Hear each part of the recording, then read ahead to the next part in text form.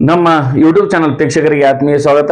ಸ್ನೇಹಿತರೆ, ಇವತ್ತಿನ ಈ ಒಂದು ವಿಡಿಯೋದಲ್ಲಿ ನಾನು ಬಿಕಾಮ್ 2ನೇ ಸೆಮಿಸ್ಟರ್ NEP ರಿವೈಸ್ಡ್ ಪಠ್ಯಕ್ರಮಕ್ಕೆ ಹಚ್ಚಿರುವಂತಹ ಐದಕ್ಕಿ ಲಕ್ಕಮ್ಮನ 4 ವಚನಗಳನ್ನು ಕುರಿತು ಇವಲ್ಲಿ ನಾನು ವಚನ ವಿಶ್ಲೇಷಣೆಯನ್ನ ಮಾಡ್ತಾ ಇದ್ದೇನೆ.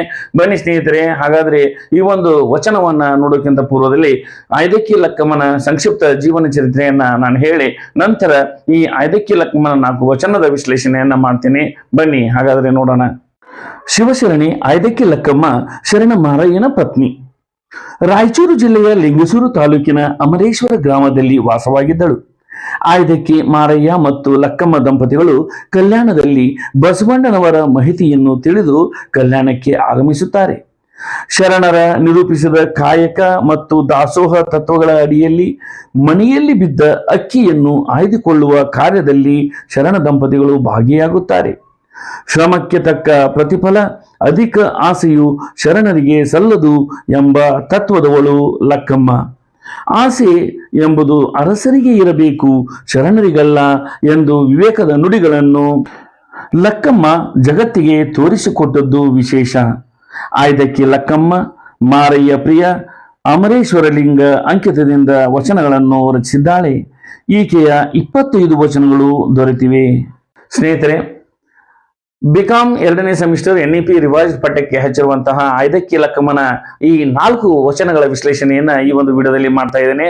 ಸ್ನೇಹಿತರೆ, ಮೊದಲನೆಯ ಒಂದು ವಚನ ಹೀಗಿದೆ: ಆಸೆ ಎಂಬುದು ಅರಸಂಗಲ್ಲದೆ ಶಿವಭಕ್ತರಿಗುಂಟೆ ಅಯ್ಯ, ರೋಷವೆಂಬುದು ಯಮದೂತರಿಗಲ್ಲದೆ ಅಜಾತರಿಗುಂಟೆ ಅಯ್ಯ, ಈ ಸಕ್ಕಿಯ ಆಸೆ ನಿಮಗೇಕೆ ಈಶ್ವರನೊಪ್ಪ, ಮಾರಯ್ಯ ಪ್ರಿಯ ಅಮರೇಶ್ವರ ಲಿಂಗಕ್ಕೆ ದೂರ ಮಾರಯ್ಯ. ಹೀಗೆ ಐದಕ್ಕಿ ಲಕ್ಕಮ್ಮ ತನ್ನ ಮೊದಲನೇ ಒಂದು ವಚನದಲ್ಲಿ ಹೇಳ್ತಾಳೆ. ಇದರ ಅರ್ಥ ಇಷ್ಟೇ: ಆಸೆ ಎನ್ನುವಂಥದ್ದು ಯಾವಾಗಲೂ ಯಾರ ಕಡೆಗೆ ಹಣ ಇರ್ತದೋ ಅವರಿಗೆ ಹೆಚ್ಚು ಆಸೆಗಳು ಆಕಾಂಕ್ಷೆಗಳು ಇರುವಂಥದ್ದನ್ನು ನಾವು ಕಾಣ್ತೀವಿ. ಆಸೆ ಎನ್ನುವುದು ಅರಸನಿಗಲ್ಲದೆ ಶಿವಭಕ್ತರಿಗಿಲ್ಲ ಅನ್ನುವಂತಹ ಮಾತನ್ನ ಇಲ್ಲಿ ಐದಕ್ಕಿ ಲಕ್ಕಮ್ಮ ಹೇಳ್ತಾಳೆ. ಯಾಕೆ ಈಗ ಹೇಳಿದ್ಲು ಅಂತಂದ್ರೆ, ಈ ಅರಸನಾದಂಥವನಿಗೆ ನಾವು ಎಷ್ಟು ಹಣವನ್ನು ಕೊಟ್ಟರು ಆಯಿತು, ಎಷ್ಟು ರಾಜ್ಯಭಾರವನ್ನು ಕೊಟ್ಟರು ಆಯಿತು, ಅವನಿಗೆ ಮತ್ತೆ ಆಸೆ ಅನ್ನೋದು ಉಳಿದೇ ಇರ್ತದೆ. ಯಾಕಂತಂದ್ರೆ ಅವನ ರಾಜ್ಯವನ್ನು ಇನ್ನೂ ಸ್ವಲ್ಪ ವಿಸ್ತಾರ ಮಾಡಬೇಕು, ಅವನ ಹಣವನ್ನು ಇನ್ನೂ ಸ್ವಲ್ಪ ಹೆಚ್ಚು ಬಳಸಬೇಕು, ತನ್ನ ಸೈನ್ಯವನ್ನು ಇನ್ನಷ್ಟು ಹೆಚ್ಚು ಬಳಸಬೇಕು.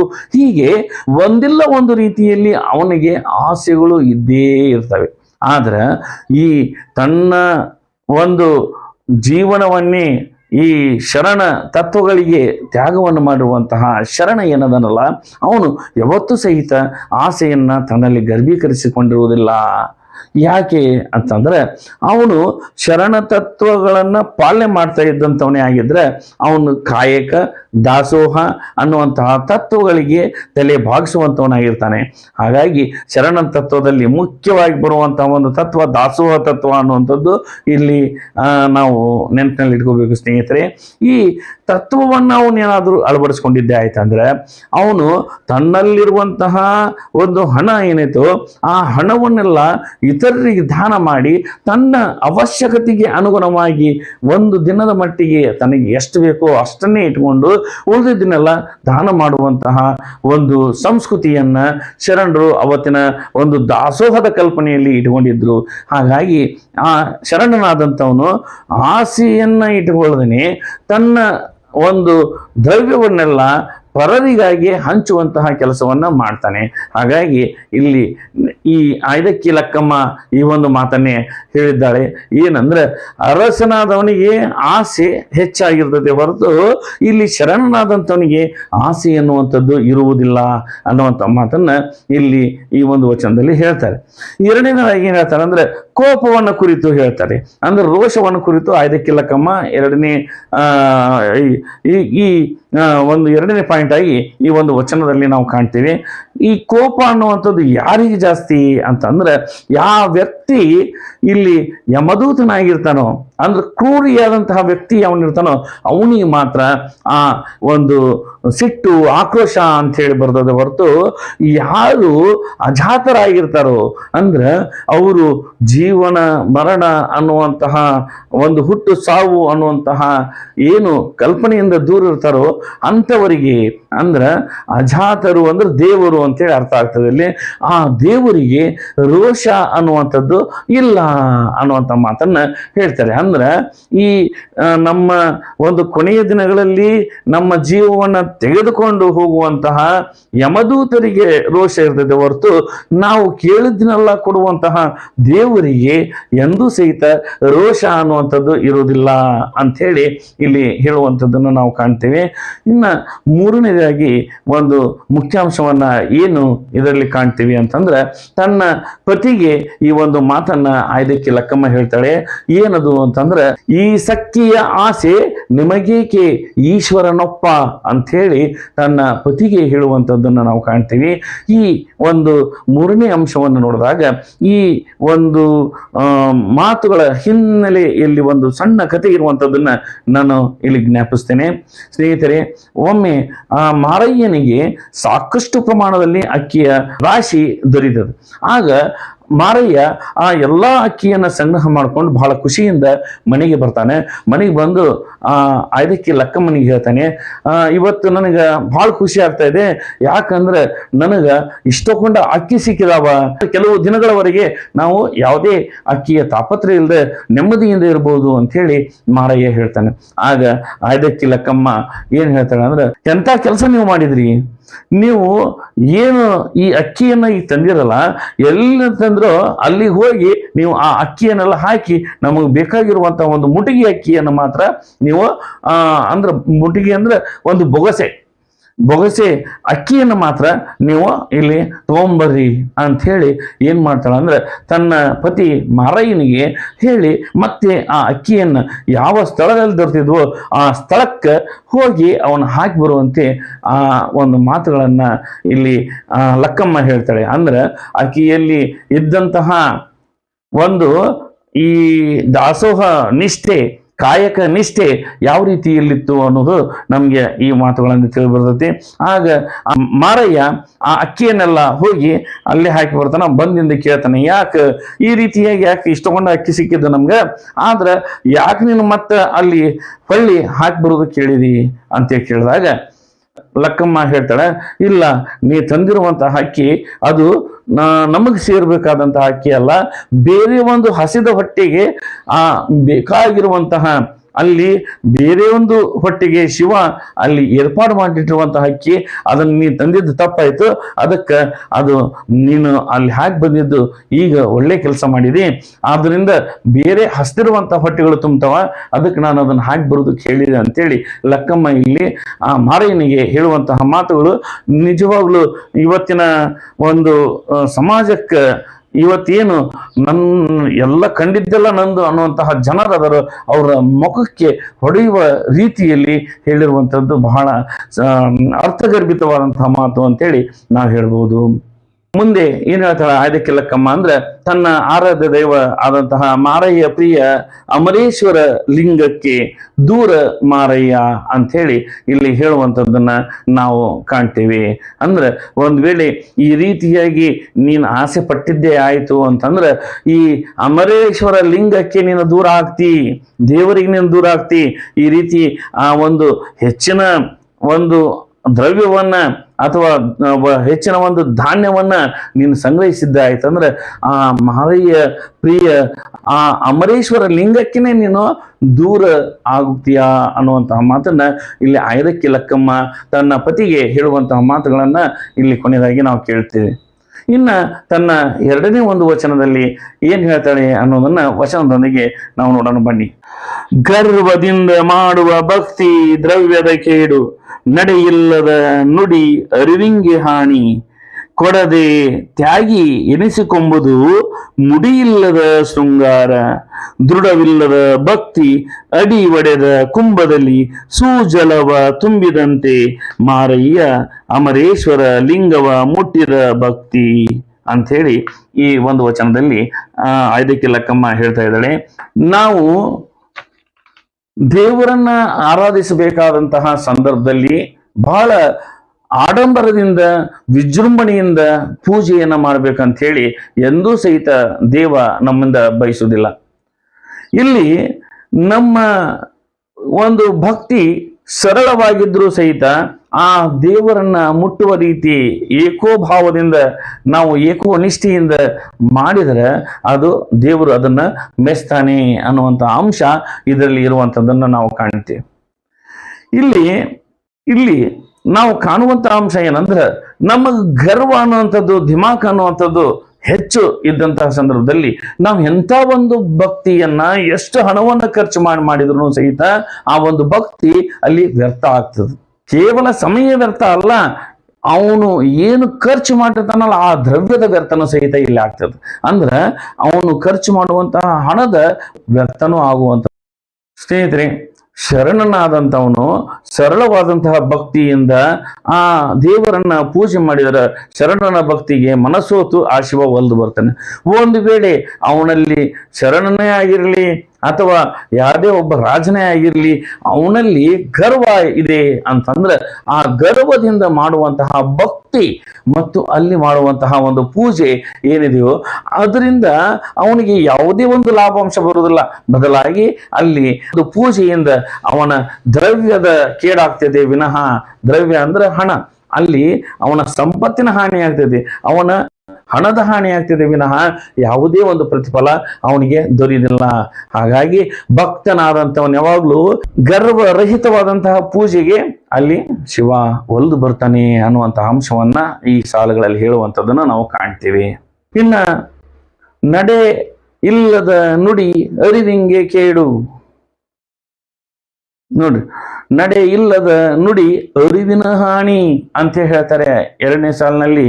ಇದರ ಅರ್ಥ ಇಷ್ಟೇ, ನಾವು ನಡೆದಂತೆ ನುಡಿಯದೇ ಇದ್ದರೆ ಅಥವಾ ನುಡಿದಂತೆ ನಡೆಯದೇ ಇದ್ದರೆ ಅದು ಎದರ ಕೇಡಾಗ್ತದಪ್ಪ ಅಂದ್ರೆ ನಮ್ಮ ಒಂದು ಜ್ಞಾನದ ಕೇಡಾಗ್ತದೆ, ನಮ್ಮ ಜ್ಞಾನವನ್ನ ಅದು ಹಾಳು ಮಾಡ್ತದೆ ಅನ್ನುವಂತಹ ಅಂಶವನ್ನ ಇಲ್ಲಿ ಲಕ್ಕಮ್ಮ ಹೇಳುವಂಥದ್ದನ್ನು ನಾವು ಕಾಣ್ತೀವಿ. ಹಾಗಾಗಿ ಶರಣರಾದಂಥವ್ರು ಯಾವ ರೀತಿಯಾಗಿದ್ರು ಅಂದ್ರೆ ಅವರು ಯಾವಾಗಲೂ ನಡೆದಂತೆ ನುಡಿಯುವಂಥವರಾಗಿದ್ರು, ನುಡಿದಂತೆ ನಡೆಯುವಂಥವರಾಗಿದ್ರು.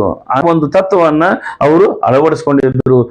ಅದರಿಂದಾಗಿ ಅವರ ಜ್ಞಾನ ವೃದ್ಧಿ ಆಗ್ತದ ಅನ್ನುವಂತಹ ಒಂದು ಕಲ್ಪನೆ ಅವ್ರದ್ದು ಆಗಿತ್ತು. ಒಂದು ವೇಳೆ ನಡೆದಂತೆ ನುಡಿದಿದ್ರೆ ಅಲ್ಲಿ ನಮ್ಮ ಜ್ಞಾನದ ಒಂದು ಅರಿವಿನ ಒಂದು ಹಾನಿ ಆಗ್ತದೆ ಅನ್ನುವಂತಹ ಮಾತುಗಳನ್ನ ಇಲ್ಲಿ 2ನೇ ಸಾಲಿನಲ್ಲಿ ಹೇಳುವಂಥದ್ದನ್ನು ನಾವು ಕಾಣ್ತೀವಿ. ಇನ್ನ 3ನೇ ಸಾಲಿನಲ್ಲಿ ಆಯ್ದಕ್ಕಿ ಲಕ್ಕಮ್ಮ ಏನ್ ಹೇಳ್ತಾಳೆ ಅಂತಂದ್ರೆ, ಕೊಡದೆ ತ್ಯಾಗಿ ಎನಿಸಿಕೊಂಬುದು ಮುಡಿಯಿಲ್ಲದ ಶೃಂಗಾರ ಅಂತ ಹೇಳ್ತಾರೆ. ನೋಡ್ರಿ ಎಷ್ಟು ಚಂದ ಇಲ್ಲಿ ಹೇಳ್ತಾಳೆ ಆಯ್ದಕ್ಕಿ ಲಕ್ಕಮ್ಮ. ಅಂದ್ರೆ ಕೆಲವು ಜನಗ ಅಕ್ಕಿ ಮೇಲೆ ಆಸೆ ಇರ್ತದೆ, ನೆಂಟರ ಮೇಲೆ ಪ್ರೀತಿ ಇರ್ತದೆ. ನೆಂಟರು ಹೆಚ್ಚು ಪ್ರಮಾಣದಲ್ಲಿ ಮನೆಗೆ ಬರ್ಬೇಕು, ಅವರು ನೋಡಿ ಖುಷಿ ಪಡ್ಬೇಕು. ಆದ್ರ ಮನೆ ಒಳಗಿನ ಅಕ್ಕಿ ಒಂದು ಖಾಲಿ ಆಗಿರ್ಬಾರ್ದು. ಅಂದ್ರ ತಮ್ದ ಕಟ್ಕೊಂಡ್ ಬರ್ಬೇಕು, ಇವ್ರಿಗೂ ಕೊಡ್ಬೇಕು, ಇವ್ರು ಊಟವನ್ನು ಮಾಡಿಸ್ಬೇಕು, ನಂತರ ಅವರು ಊಟ ಮಾಡಿ ಹೋಗ್ಬೇಕು. ಅಂದ್ರ ನೆಂಟರ ಮೇಲೂ ಪ್ರೀತಿ ಇರ್ತೈತಿ, ಅಕ್ಕಿ ಮೇಲೂ ಪ್ರೀತಿ ಇರ್ತೈತಿ. ಇಂತಹ ಒಂದು ಪ್ರವೃತ್ತಿಯವರು ನಮ್ಮ ಸಮಾಜದಲ್ಲಿ ಹೆಚ್ಚಿರ್ತಾರೆ. ಹಾಗಾಗಿ ಆಯ್ದಕ್ಕಿ ಲಕ್ಕಮ್ಮ ಇಲ್ಲಿ ಏನ್ ಹೇಳ್ತಾಳೆ ಅಂತಂದ್ರ, ಯಾರಿಗೂ ಸಹಿತ ದಾನ ಮಾಡದೆ ನಾನು ದಾನಿ ಅಂತ ಅನಿಸ್ಕೋಬೇಕಾದ್ರ 5 ಪೈಸನೂ ಕೊಡದೆ ನಾನು ತ್ಯಾಗಿ ಅಂತ ಅನಿಸ್ಕೊಳ್ಳುವಂತಹ ಪ್ರವೃತ್ತಿ ಹೆಂಗ ಅಂತಂದ್ರ, ಈ ಕೂದಲೇ ಇಲ್ದನ ಅಲಂಕಾರ ಮಾಡ್ಕೊಂಡ್ರೆ ಹೆಂಗ್ ಕಾಣ್ತತಿ ಆ ರೀತಿಯಾಗಿ ಅಂತ ಹೇಳ್ತಾರ. ಒಬ್ಬ ಯಾವುದೇ ಸ್ತ್ರೀ ಇರ್ಬೋದು, ಪುರುಷ ಇರ್ಬೋದು, ಅವನ ತಲೆಯ ಮೇಲೆ ಕೂದಲು ಇದ್ದಾಗ ಅವನು ಆ ಮುಡಿಗೆ, ಕೂದಲು ಅಂದ್ರೆ ಮುಡಿ ಅಂದ್ರೆ ಕೂದಲು, ಆ ಕೂದಲಿಗೆ ಅವನು ಅಲಂಕಾರ ಮಾಡ್ಕೊಂಡ್ರೆ ಬಹಳ ಚೆಂದ ಕಾಣ್ತದೆ. ಒಂದ್ ವೇಳೆ ಆ ಕೂದಲೇ ಇಲ್ಲದೆ ಇರುವಂತಹ ಗುಂಡು ತಲೆಗೆ ಏನು ಅಲಂಕಾರ ಮಾಡ್ಕೊಂಡೇನು? ಹಂಗ ಈಗ 5 ಪೈಸೆ ದಾನ ಮಾಡದೆ ಇರುವಂತಹ ವ್ಯಕ್ತಿ ಏನಿರ್ತಾನೋ ಅವನು ತ್ಯಾಗಿ ಅನ್ನಿಸ್ಕೊಳ್ಳುವಂಥದ್ದು ಹೆಂಗ್ ಕಾಣ್ತೈತೆ ಅಂತಂದ್ರ, ಈಗ ತಲೆ ಮೇಲೆ ಕೂದಲೇ ಇಲ್ಲದೆ ಇರುವಂತಹ ವ್ಯಕ್ತಿ ತಲೆಗೆ ಅಲಂಕಾರ ಮಾಡ್ಕೊಂಡಂಗ ಕಾಣ್ತೈತಿ ಅನ್ನುವಂತಹ ಮಾತನ್ನ ಇಲ್ಲಿ ಆಯ್ದಕ್ಕಿ ಲಕ್ಕಮ್ಮ ಹೇಳುವಂಥದ್ದನ್ನ ನಾವು ಕಾಣ್ತೀವಿ. ನಂತರ ಸಾಲಿನಲ್ಲಿ ಏನ್ ಹೇಳ್ತಾಳೆ ಆಯ್ದಕ್ಕಿ ಲಕ್ಕಮ್ಮ ಅಂತಂದ್ರ, ದೃಢವಿಲ್ಲದ ಭಕ್ತಿ ಅಡಿ ಒಡೆದ ಕುಂಭದಲ್ಲಿ ಸೂಜಲವ ತುಂಬಿದಂತೆ ಅಂತೇಳಿ ಇಲ್ಲಿ ಹೇಳುವಂಥದ್ದನ್ನು ನಾವು ಕಾಣ್ತೀವಿ.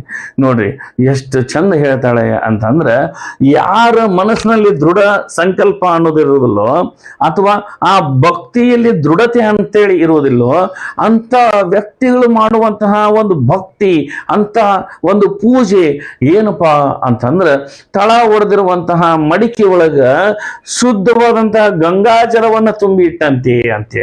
ಅಂದ್ರ ಆ ಮಡಿಕೆಯ ತಳನ ಒಡೆದೈತೆ, ಆದ್ರ ಆ ತಳ ಒಡೆದಿರುವಂತಹ ಗಡಿಗೆ ಒಳಗ ಶುದ್ಧವಾಗಿರುವಂತಹ ನೀರನ್ನು ಸಂಗ್ರಹ ಮಾಡ್ತೀನಿ ಅಂತೇಳಿ ಇಟ್ರ ಯಾವ ರೀತಿಯಾಗಿ ಅದು ಸೋರಿ ಹೋಗ್ತದಲ್ಲ, ಆ ರೀತಿ ಭಕ್ತಿ ಅನ್ನುವಂಥದ್ದು ಪವಿತ್ರವಾದಂಥದ್ದು.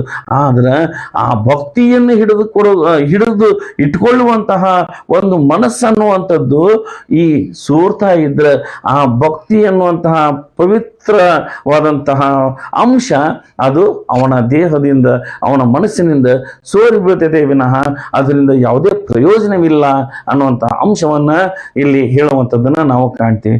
ನಂತರ ಸಾಲಿನಲ್ಲಿ ಆಯ್ದಕ್ಕೆ ಲಕ್ಕಮ್ಮ ಏನ್ ಹೇಳ್ತಾಳೆ ಅಂತಂದ್ರೆ, ಮಾರಯ್ಯ ಪ್ರಿಯ ಅಮರೇಶ್ವರ ಲಿಂಗವ ಮುಟ್ಟಿದ ಭಕ್ತಿ ಅಂತ ಹೇಳ್ತಾರೆ. ಅಂದ್ರ ಇಲ್ಲಿ ಆ ಅಮರೇಶ್ವರ ಲಿಂಗವನ್ನ ಮುಟ್ಟಿರುವಂತಹ ಭಕ್ತಿ ಹೆಂಗಿರ್ಬೇಕು ಅಂದ್ರೆ ದೃಢತೆಯಿಂದ ಕೂಡಿರ್ಬೇಕು, ಅಂದಾಗ ಮಾತ್ರ ಒಂದು ಫಲ ಬರ್ತದೆ ಅನ್ನುವಂಥ ಅಂಶವನ್ನ ಈ ಸಾಲಿನಲ್ಲಿ ಹೇಳಿ ಈ ಒಂದು ವಚನವನ್ನ ಮುಗಿಸ್ತಾರೆ. ಮನ ಶುದ್ಧವಿಲ್ಲದವಂಗೆ ದ್ರವ್ಯದ ಬಡತನವಲ್ಲದೆ ಚಿತ್ತ ಶುದ್ಧದಲ್ಲಿ ಕಾಯಕ ಮಾಡುವಲ್ಲಿ ಸದ್ಭಕ್ತಂಗೆ ಎತ್ತ ನೋಡಿದತ್ತ ಲಕ್ಷ್ಮಿ ತಾನಾಗಿಪ್ಪಳು. ಮಾರಯ್ಯ ಪ್ರಿಯ ಅಮರೇಶ್ವರ ಲಿಂಗದ ಸೇವೆಯುಳ್ಳ ನಕ್ಕರ. ಮಾರಯ್ಯ ಪ್ರಿಯ ಅಮರೇಶ್ವರ ಲಿಂಗದ ಸೇವೆಯುಳ್ಳ ನಕ್ಕರ. ಈ ಒಂದು ವಚನದಲ್ಲಿ ಆಯ್ದಕ್ಕೆ ಲಕ್ಕಮ್ಮ ಏನು ಹೇಳ್ತಾ ಇದ್ದಾಳೆ ಅಂತಂದ್ರೆ, ಯಾವ ವ್ಯಕ್ತಿಗೆ ಬಡತನ ಇರ್ತೈತಿ, ಯಾವ ವ್ಯಕ್ತಿಗೆ ಬಡತನ ಅನ್ನುವಂಥದ್ದು ಇರುವುದಿಲ್ಲ ಅನ್ನುವಂಥ ಅಂಶವನ್ನ ಬಹಳ ಸುಂದರವಾಗಿ ಒಂದು ವಚನದ ಮೂಲಕ ತಿಳಿಸಿಕೊಡ್ತಾ ಇದ್ದಾಳೆ. ಇದರ ಮೂಲಕ ಕಾಯಕ ತತ್ವವನ್ನು ಸಹಿತ ಇಲ್ಲಿ ಜನರಲ್ಲಿ ಬಿತ್ತುವಂತ ಕೆಲಸವನ್ನ ಆಯ್ದಕ್ಕೆ ಲಕ್ಕಮ್ಮ ಮಾಡಿರುವುದನ್ನ ನಾವು ಕಾಣ್ತೇವೆ. ಇಲ್ಲಿ ಆಯ್ದಕ್ಕೆ ಲಕ್ಕಮ್ಮ ಹೇಳ್ತಾರೆ, ಯಾವ ವ್ಯಕ್ತಿಯ ಮನಸ್ಸು ಶುದ್ಧವಾಗಿರುವುದಿಲ್ಲೋ ಅಂಥವನಿಗೆ ಬಡತನ ಅನ್ನುವಂಥದ್ದು ಇರುತ್ತದೆ ಅನ್ನುವಂತಹ ಮಾತನ್ನು ಹೇಳ್ತಾ, ಮುಂದೆ ಆ ಬಡತನ ನೀಗಿಸ್ಕೊಳ್ಬೇಕಾದ್ರೆ ಅಥವಾ ಆ ಬಡತನವನ್ನ ಹೋಗಲಾಡಿಸ್ಬೇಕಾದ್ರೆ ಏನ್ ಮಾಡ್ಬೇಕು ಅನ್ನುವಂಥ ಅಂಶವನ್ನು ಸಹಿತ ಇಲ್ಲಿ ಆಯ್ದಕ್ಕೆ ಲಕ್ಕಮ್ಮ ಹೇಳಿರುವಂಥದ್ದನ್ನು ನಾವು ಕಾಣ್ತೀವಿ.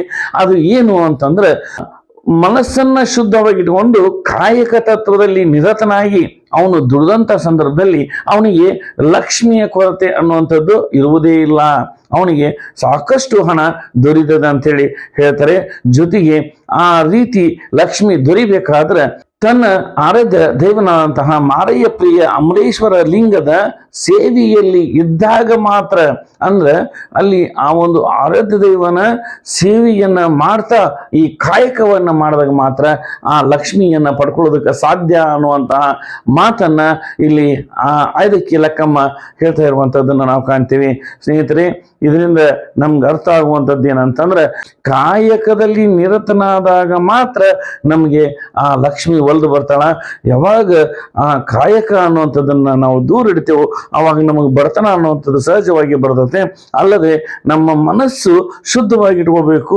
ಆ ಶುದ್ಧ ಮನಸ್ಸಿನಿಂದ ನಾವು ಕಾಯಕವನ್ನು ಮಾಡಿದಾಗ ಮಾತ್ರ ಎಲ್ಲ ಒಂದು ಸೌಕರ್ಯಗಳನ್ನ, ಸಂಪತ್ತನ್ನ ಪಡೆಯೋದಕ್ಕೆ ಸಾಧ್ಯ ಅನ್ನುವಂತಹ ಮಾತನ್ನ ಈ ಒಂದು ವಚನದಿಂದ ನಾವು ತಿಳ್ಕೋಬಹುದು.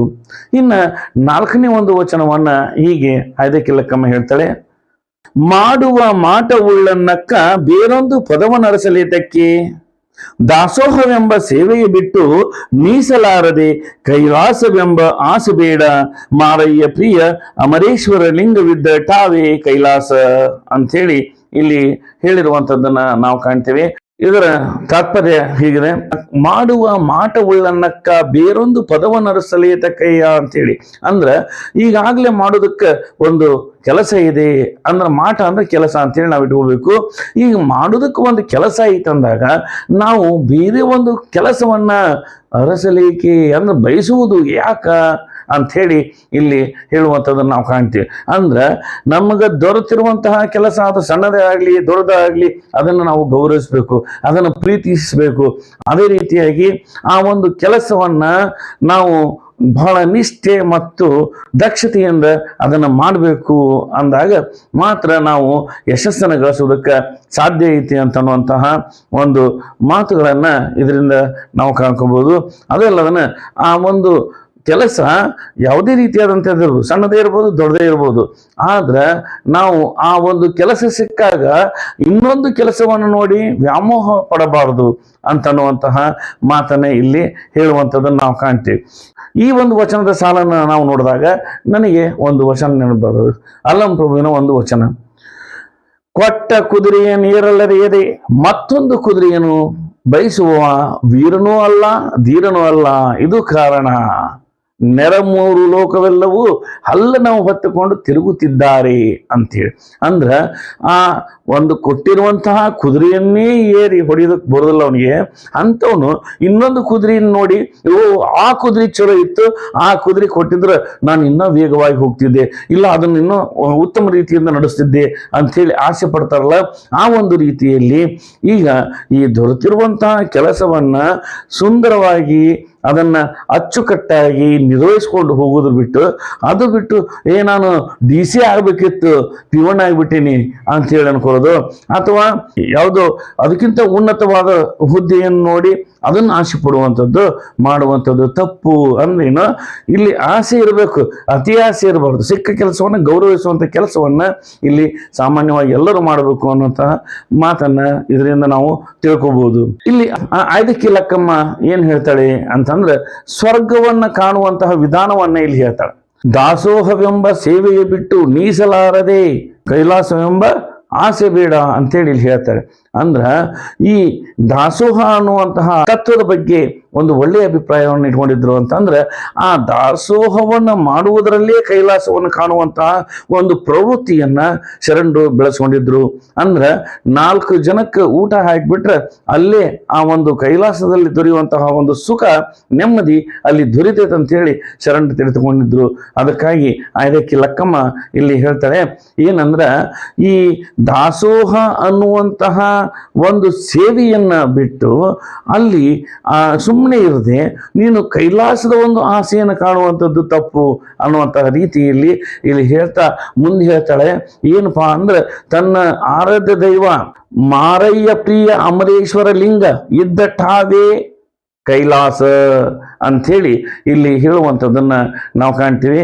ಅಂದ್ರ ಈ ಮಾತನ್ನ ಆಯ್ದಕ್ಕಿ ಲಕ್ಕಮ್ಮ ಯಾಕೆ ಹೇಳಿದ್ಲು ಅಂದ್ರೆ, ಪ್ರತಿಯೊಂದು ಜಾಗದಲ್ಲಿಯೂ ಸಹಿತ ದೇವರಿದ್ದಾನೆ ಅನ್ನುವಂಥ ಕಲ್ಪನೆ ಶರಣರಲ್ಲಿ ಇತ್ತು. ಚರಾಚರ ವಸ್ತುಗಳಲ್ಲಿಯೂ ದೇವರಿದ್ದಾನೆ ಅಂತ ಅನ್ನುವಂತಹ ಒಂದು ಕಲ್ಪನೆ ಇತ್ತು. ಹಾಗಾಗಿ ಇಲ್ಲಿ ಆಯ್ದಕ್ಕಿ ಲಕ್ಕಮ್ಮ ಈ ಮಾತನ್ನ ಹೇಳ್ತಾಳೆ, ಕೈಲಾಸವನ್ನ ಹುಡುಕೊಂಡು ಹೋಗ್ಬೇಕಂತಂದ್ರೆ ಬೇರೆ ಎಲ್ಲೋ ಇಲ್ಲಿ ಇರುವಂತಹ ಕೈಲಾಸ ಒಂದು ಕಲ್ಪನೆಯನ್ನ ನಾವು ಮಾಡಬಾರ್ದು. ಕೈಲಾಸ ಅನ್ನುವಂಥದ್ದು ಎಲ್ಲಿದೆ ಅಂತಂದ್ರೆ, ನಮ್ಮ ಆರಾಧ್ಯ ದೈವ ಆದಂತಹ ಮಾರಯ್ಯ ಪ್ರಿಯ ಅಮರೇಶ್ವರ ಲಿಂಗ ಎಲ್ಲೆಲ್ಲಿ ಇದ್ದಾನೋ ಅಲ್ಲೆಲ್ಲ ಈ ಕೈಲಾಸ ಅನ್ನುವಂಥದ್ದು ಐತಿ ಅನ್ನುವಂತಹ ಮಾತನ್ನ ಇಲ್ಲಿ ಆಯ್ದಕ್ಕಿ ಲಕ್ಕಮ್ಮ ಈ ವಚನದಲ್ಲಿ ಹೇಳ್ತಾ, ಕೈಲಾಸ ಅನ್ನುವಂಥದ್ದು ಬೇರೆ ಎಲ್ಲಿ ಇಲ್ಲ ಅನ್ನುವಂಥ ಮಾತನ್ನ ನಮ್ಗೆ ತಿಳಿಸ್ಕೊಡ್ತಾ ಇರುವಂಥದ್ದನ್ನ ನಾವು ಈ ವಚನದಲ್ಲಿ ಕಾಣಬಹುದು. ಇಷ್ಟು ಈ 4 ವಚನಗಳಲ್ಲಿ ಬರುವಂತಹ ಒಂದು ವಿಶ್ಲೇಷಣೆ. ಬಹುಶಃ ಎಲ್ಲ ವಿದ್ಯಾರ್ಥಿಗಳಿಗೂ ಈ ಒಂದು ವಿಶ್ಲೇಷಣೆ ಅರ್ಥ ಆಗಿದೆ ಅಂತ ಹೇಳಿ ನಾನು ತಿಳ್ಕೊಂಡಿದ್ದೇನೆ. ಇಲ್ಲಿ ಸ್ನೇಹಿತರೆ, ಇಲ್ಲಿವರೆಗೂ ನಮ್ಮ ಚಾನಲ್ನ ಸಬ್ಸ್ಕ್ರೈಬ್ ಆಗದೆ ನೋಡ್ತಾ ಇದ್ರೆ ದಯವಿಟ್ಟು ನಮ್ಮ ಚಾನಲ್ನ ಹಿಂದೆ ಸಬ್ಸ್ಕ್ರೈಬ್ ಆಗಿ, ಹಾಗೂ ಹೆಚ್ಚು ಜನ ವಿದ್ಯಾರ್ಥಿಗಳು ತಲುಪುವ ಹಾಗೆ ಈ ಒಂದು ವಿಡಿಯೋನ ಶೇರ್ ಮಾಡಿ, ಹಾಗೂ ಬೆಲ್ ಬಟನ್ ಒತ್ತೋದನ್ನ ಮರಿಬೇಡಿ ಅಂತ ಹೇಳ್ತಾ ಇವತ್ತಿನ ಈ ಒಂದು ವಿಡಿಯೋನ ಮುಗಿಸ್ತಾ ಇದ್ದೀನಿ. ಜೈ ಹಿಂದ್, ಜೈ ಕರ್ನಾಟಕ.